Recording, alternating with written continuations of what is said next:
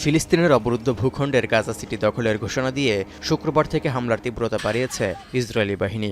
এদিন হত্যা করা হয়েছে অর্ধশতাধিক নিরীহ ফিলিস্তিনিকে। এতে এখন পর্যন্ত গাজায় প্রাণহানির সংখ্যা ৬৩,০০০ ছাড়িয়েছে।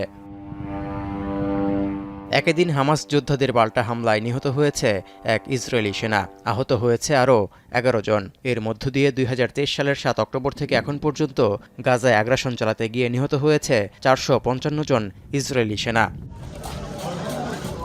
এ অবস্থায় শনিবার ভোর থেকে গাজা সিটিতে ভারী বোমাবর্ষণের মাত্রা বাড়িয়েছে ইসরায়েলি বাহিনী। এমন পরিস্থিতিতে জাতিসংঘের ফিলিস্তিনি শরণার্থী বিষয়ক সংস্থা সতর্ক করে দিয়েছে যে গাজা সিটিতে ইসরায়েল দখল অভিযানে বাস্তুচ্যুত হওয়ার ঝুঁকিতে ১০ লাখ ফিলিস্তিনি। দুর্ভিক্ষের মধ্যে এই আক্রমণ অবিলম্বে বন্ধের জোর আহ্বানও জানিয়েছে সংস্থাটি। It has to stop immediately. As you know, people living in Gaza are now in a state of famine, which has been declared about a week ago.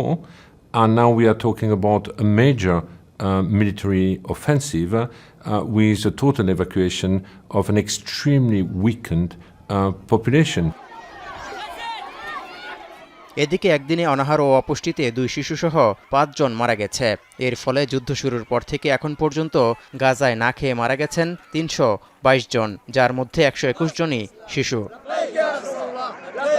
এমন পরিস্থিতিতে অবরুদ্ধ ভূখণ্ডে দুর্ভিক্ষের হানার মধ্যেই ইসরায়েলি বাহিনীর এই দখল অভিযানে ফুঁসছে বিশ্ববাসী। শুক্রবার ইয়েমেনের রাজধানী সানায় ১ লাখেরও বেশি মানুষ জড়ো হয়ে ইয়েমেনে ইসরায়েলি বিমান হামলা এবং গাজা উপত্যকায় ও পশ্চিম তীরে আগ্রাসনের বিরুদ্ধে প্রতিবাদ জানান তারা।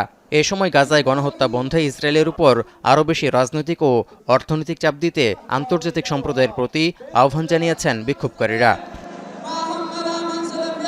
এদিকে আগামী মাসে জাতিসংঘের সাধারণ পরিষদের অধিবেশনের ঠিক আগ মুহূর্তে ফিলিস্তিনের প্রেসিডেন্ট মাহমুদ আব্বাস সহ ঊর্ধ্বতন কর্মকর্তাদের উপর ভিসা নিষেধাজ্ঞা দিয়েছে যুক্তরাষ্ট্র। ট্রাম্প প্রশাসনের এই ভিসা নিষেধাজ্ঞায় সেপ্টেম্বরে জাতিসংঘের অধিবেশনে যোগ দিতে পারবেন না ফিলিস্তিনি নেতা মাহমুদ আব্বাস সহ তার প্রশাসনের প্রায় ৮০ কর্মকর্তা।